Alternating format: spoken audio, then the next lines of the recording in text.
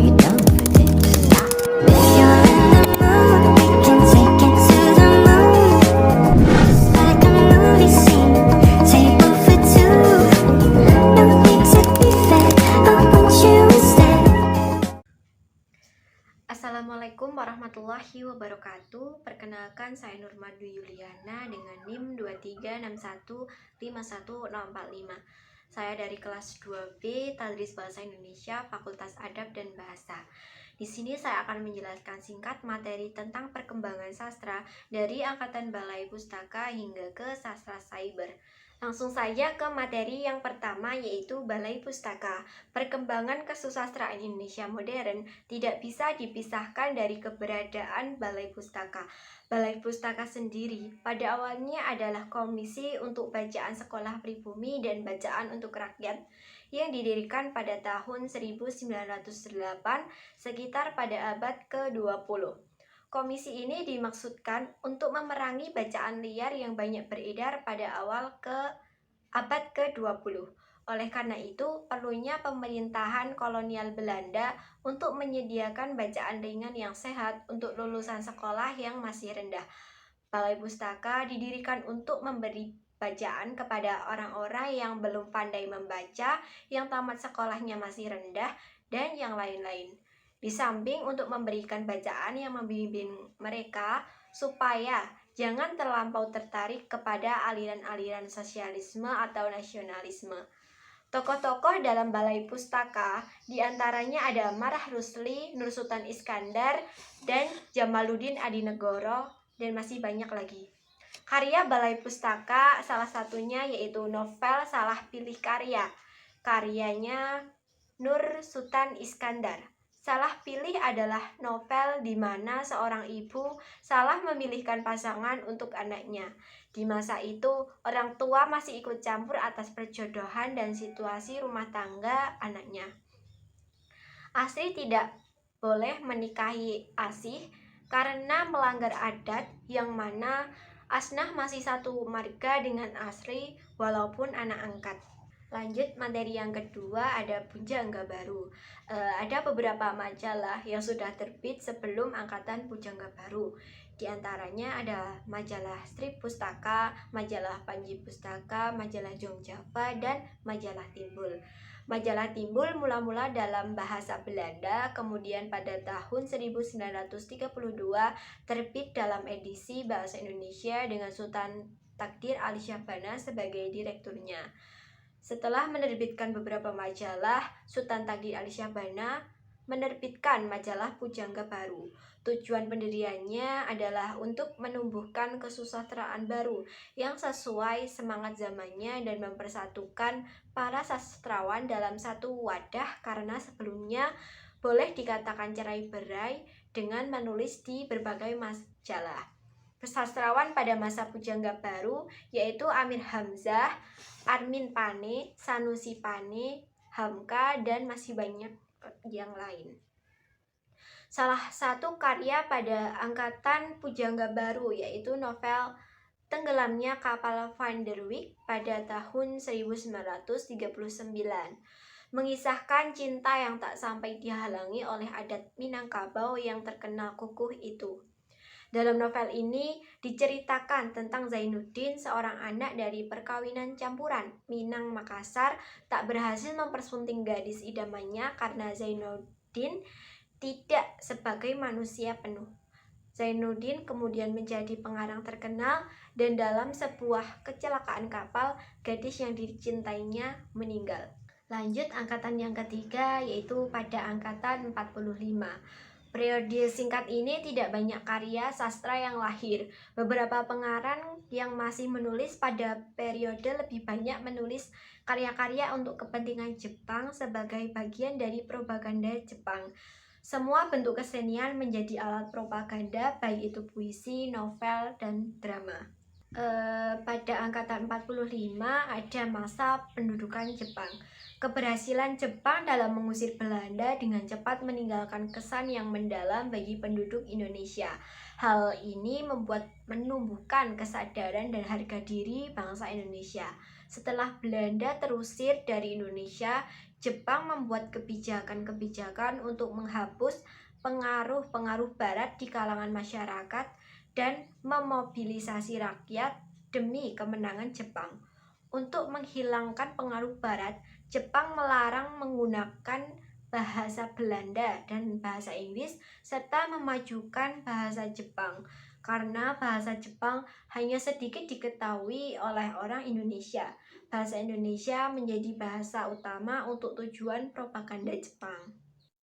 Adapun sastrawan pada angkatan 45 diantaranya ialah Chairil Anwar, Pramudia Anantatur, Umar Ismail, Ida Nasution, Utui Tatang Sontani, dan masih banyak yang lain. Adapun karya pada angkatan 45, salah satunya yaitu Sajak Nisan karya Chairil Anwar. Sajak ini menggambarkan tentang kematian. Saat menulis sajak ini, Chairil Anwar mengungkapkan perasaan duka ketika neneknya meninggal. Namun, bila dibaca oleh pembaca awam tahun 45 tanpa tahu konteksnya, rasa duka tersebut dapat menggambarkan rakyat Indonesia yang gugur dalam memperjuangkan kemerdekaannya. Selanjutnya ada angkatan 50-an. Selepas Indonesia merdeka, banyak perubahan yang terjadi dalam berbagai bidang, termasuk budaya. Hal tersebut diperparah dengan pertikaian-pertikaian antara golongan yang juga melibatkan sastrawan yang berbeda aliran dan pandangan. Berbagai pertikaian inilah yang akhirnya membuat para sastrawan tidak lagi menulis karya-karya yang penting yang diterbitkan, sehingga menjadi pemerhati sastra menganggap bahwa kondisi waktu itu sebagai krisis sastra. Beberapa karya muncul lebih banyak di berbagai majalah yang memunculkan istilah sastra majalah. Di antara berbagai majalah yang muncul pada waktu itu ialah majalah kisah. Majalah ini menjadi penting karena merupakan majalah sastra yang mengutamakan cerpen. Majalah ini diterbitkan oleh Sujati S.A. dengan redaksi M. Balfas Idrus dan H.B. Jasin. Majalah ini memuat para pengarang muda, pembahasan cerita pendek, sajak, esai, dan lain-lain. Sejak tahun 1955, majalah ini menambah rubrik khusus bernama Persada untuk sajak dan esai dengan redaksi khusus Ramadan KH dan Nugroho Noto Susanto. Semangatnya adalah memberikan bacaan yang baik kepada masyarakat, sehingga pengarang pun terdorong untuk menciptakan karangan-karangan yang bermutu dengan penuh tanggung jawab, sehingga majalah ini menjadi tolak ukur kepengarangan seseorang. Sastrawan pada masa angkatan 50-an diantaranya yaitu W.S. Rendra, A.A. Nafis, N.H. Dini, dan masih banyak yang lain. Karya sastra angkatan 50-an yaitu cerpen Dua Dunia karya N.H. Dini. Cerpen ini berisi 7 judul, sebagian besar tokoh utamanya adalah perempuan dan diceritakan melalui sudut pandang perempuan sendiri. Nama Dua Dunia diambil dari salah satu judul dalam cerpen yang mengisahkan tentang Iswati, seorang perempuan yang memperjuangkan hak asuh atas anaknya. Ia bercerai dan hukum saat itu mendiskriminasi kaum perempuan. Iswati ingin tinggal bersama anaknya. Selanjutnya pada angkatan 60-80-an, adanya pembaharuan dalam berbagai genre yang muncul menandai periode ini. Setelah melewati masa-masa yang penuh konflik, kesusastraan Indonesia menampaki tahap pematangan dengan munculnya bentuk-bentuk sastra yang jauh meninggalkan konvensi. Supardi Djoko Damono mengatakan bahwa akibat tidak ada tuntutan mengikuti garis tertentu, hal ini memberikan kebebasan sastrawan untuk berekspresi. Adapun sastrawan pada angkatan 60-80-an yaitu Putu Wijaya, Arifin Sinur, Sutarji Salzombasri, Iwan Simatupang, Danarto, dan Rendra. Juga masih banyak yang lain lagi. Karya sastra pada angkatan 60-80-an yaitu salah satunya Puisi Pot karya Sutarji Kolzum Bahri, merupakan karya sastra yang unik dan penuh dengan makna yang tersembunyi. Puisi ini menampilkan pemakaian kata yang sederhana namun menyiratkan kompleksitas pemahaman dan interpretasi. Selanjutnya angkatan yang terakhir yaitu pada angkatan 2000-an.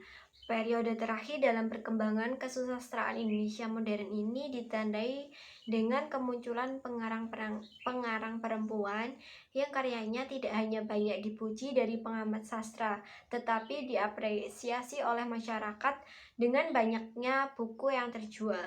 Perkembangan teknologi yang pesat menjadikan internet sebagai media ekspresi tanpa batas, tanpa sensor, sehingga menjadi ruang bagi penulis-penulis yang tidak tertampung oleh media tulis seperti koran, majalah, dan penerbitan.